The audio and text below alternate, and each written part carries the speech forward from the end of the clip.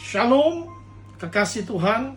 Kita kembali dalam tema kesembuhan ilahi part 3. Kesembuhan ilahi jilid ketiga dengan tema subtema Injil diberitakan dengan tanda-tanda mujizat.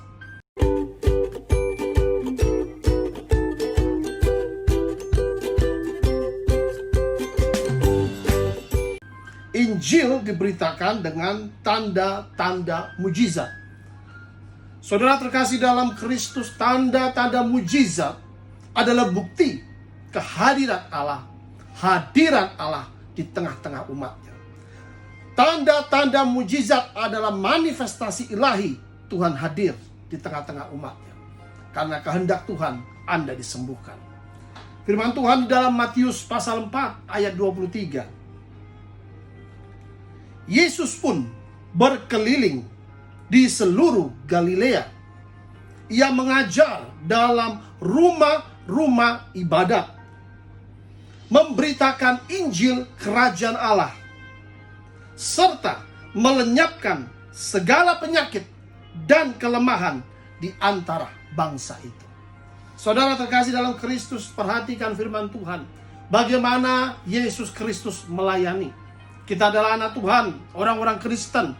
Kita harus mengikut teladan Yesus. Bagaimana cara Yesus melayani? Pertama dikatakan Yesus berkeliling seluruh Galilea.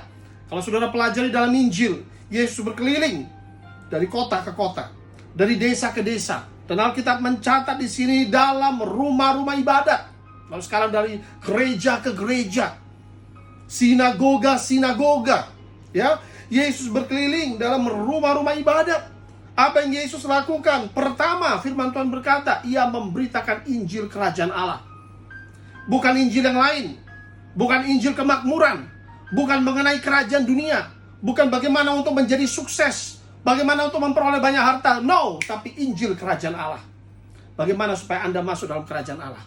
Sebab kerajaan Allah bukan jauh di sana di sini, tetapi kerajaan Allah hadir di tengah-tengah kita ketika kita percaya kepada berita Injil Yesus Kristus. Amin. Yang kedua, firman Tuhan berkata bahwa Yesus memberitakan Injil Kerajaan Allah disertai tanda-tanda mujizat. Maka itu dikatakan Yesus memberitakan Injil Kerajaan Allah serta melenyapkan segala penyakit. Alkitab bukan berkata sebagian penyakit, segala penyakit dan kelemahan di antara bangsa itu. Artinya apa, saudara? Yesus memberitakan Injil Kerajaan Allah, hadir Kerajaan Allah untuk menyembuhkan semua orang yang sakit. Inilah kabar baik. Menyembuhkan semua orang yang terikat setan-setan, ya. Kesembuhan ilahi. Dan kedua, pelepasan dari roh jahat. Itu adalah manifestasi hadirat Allah di tengah-tengah umatnya. Itu adalah kuasa yang dijanjikan Tuhan Yesus Kristus bagi gerejanya. Yesus Kristus memberikan teladan. Injil diberitakan dengan kuasa Allah, ya. Nah, saudara terkasih dalam Kristus, kerajaan Allah ini memberikan berkat rohani dan jasmani. Berkat rohani adalah keselamatan bagi jiwa-jiwa. Berkat jasmani, Anda disembuhkan, Anda sehat, Anda sempurna, kembali normal, kembali tahir, ya. Saudara terkasih dalam Kristus, karena firman Tuhan Yesus berkata, jika aku mengusir setan dengan jari Allah, sesungguhnya kerajaan Allah sudah hadir di tengah-tengah kamu. Jadi kerajaan Allah itu jelas sekali ketika terjadi pengusiran setan, ketika terjadi kesembuhan ilahi. Itu yang Yesus lakukan. Diberitakan Injil Kerajaan Allah disertai tanda-tanda mujizat. Saudara, kita baca dalam ayat 24, di situ dikatakan firman Tuhan, maka tersiarlah berita tentang dia di seluruh Syria. Kenapa tersiar berita? Karena Yesus melakukan mujizat, saudara. Dan dibawalah kepadanya semua orang yang buruk keadaannya. Perhatikan di sini, yang menderita pelbagai penyakit dan sengsara, yang kerasukan, yang sakit ayan, dan yang lumpuh. Lalu kabar baiknya, Yesus menyembuhkan mereka. Katakan amin, saudara. Saudara terkasih dalam Kristus, ya. Semua orang, Alkitab berkata, yang buruk keadaannya. Gereja ini adalah jawaban bagi kesembuhan ilahi. Saudara yang buruk keadaannya, Alkitab mencatat jelas sekali pelbagai penyakit dan yang membuat kesengsara, tormenting spirit.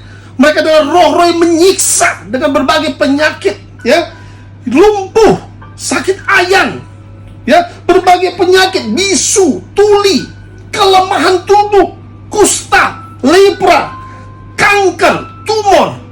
Tuhan sembuhkan semua jenis penyakit kulit, penyakit kejiwaan, penyakit ayan. Alkitab mencatat mereka penyakit ayan, diikat roh-roh jahat, anak kecil yang penyakit ayan, sampai berbusa. Kenapa? Dia berpenyakit ayan, mau lompat ke kiri, ke kanan, mau lompat ke sungai, mau lompat ke api, tapi itu ada setannya. Ketika diusir roh jahat oleh Tuhan Yesus, dia menjadi normal dan sembuh. Di Gerasa, penyakit kejiwaan, terikat legion, dia menjadi sembuh. Saudara, ada berbagai macam penyakit, penyakit mental, penyakit kejiwaan.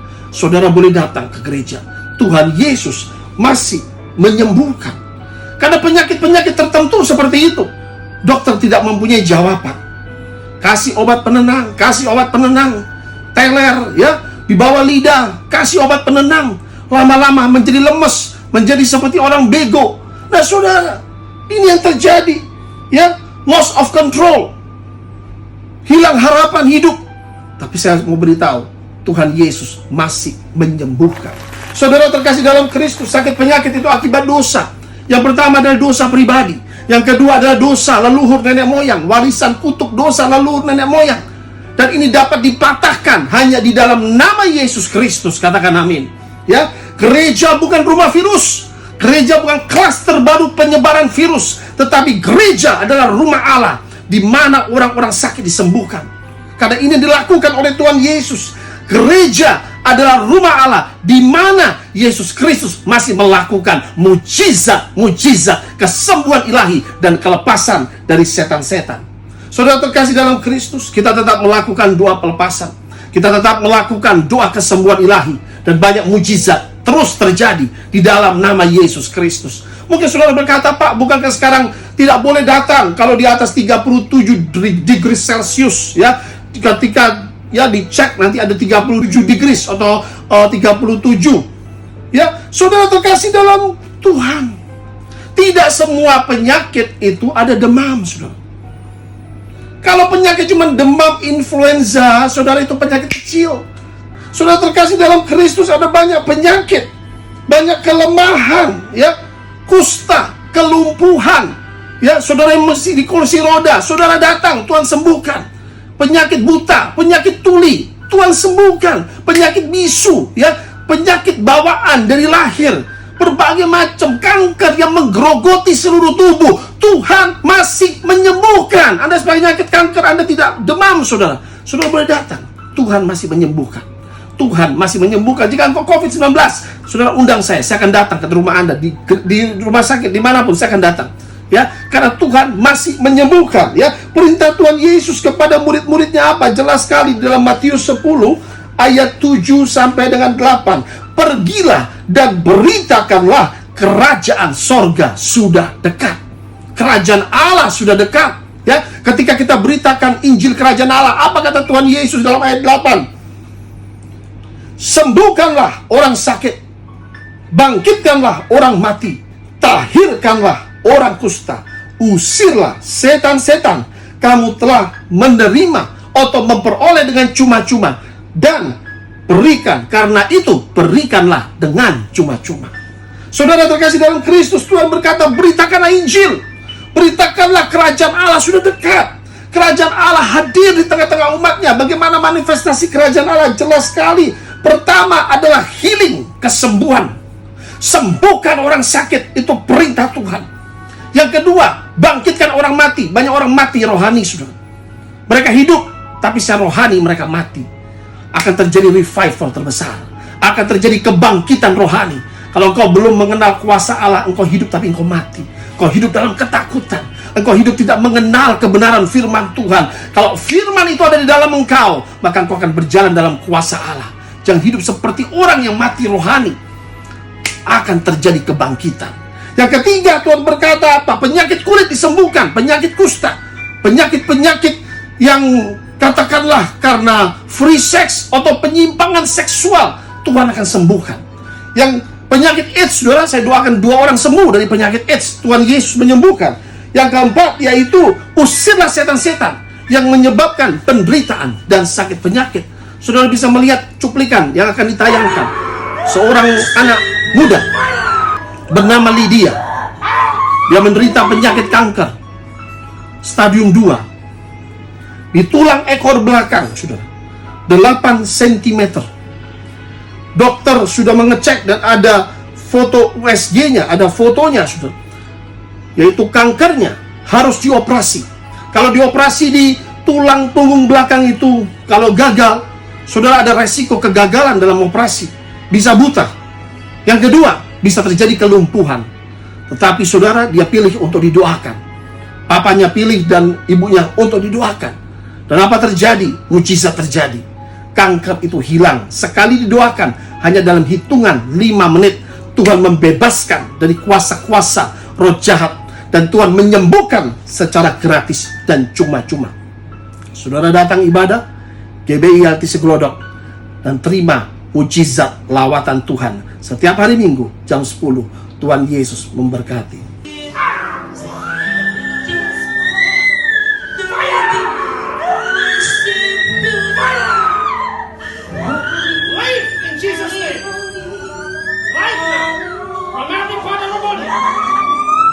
In Jesus' mighty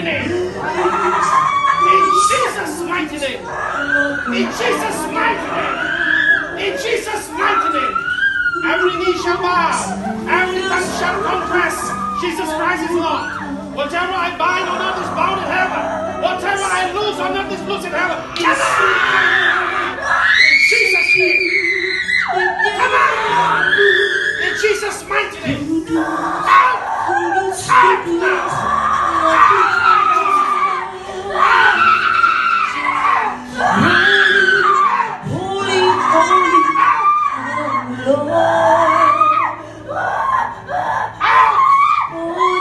Jadi ini bukan cuma omongan, tapi berdasarkan bukti, saudara. Kanker sebelumnya ada dan di sini. ya. Silakan nama-nama dan jelaskan.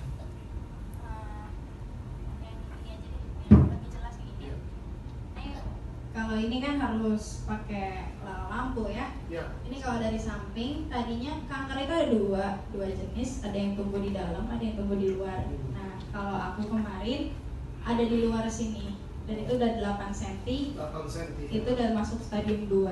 Stadium 2. Ya, tapi sekarang hasil rongsen terakhir kemarin waktu habis didoain, Pak Pendeta bilang coba cek lagi, pasti sembuh, dan nyatanya Tuhan buat berhasil. Ini udah nggak ada sama sekali benjolan dan udah nggak ada sama sekali kanker.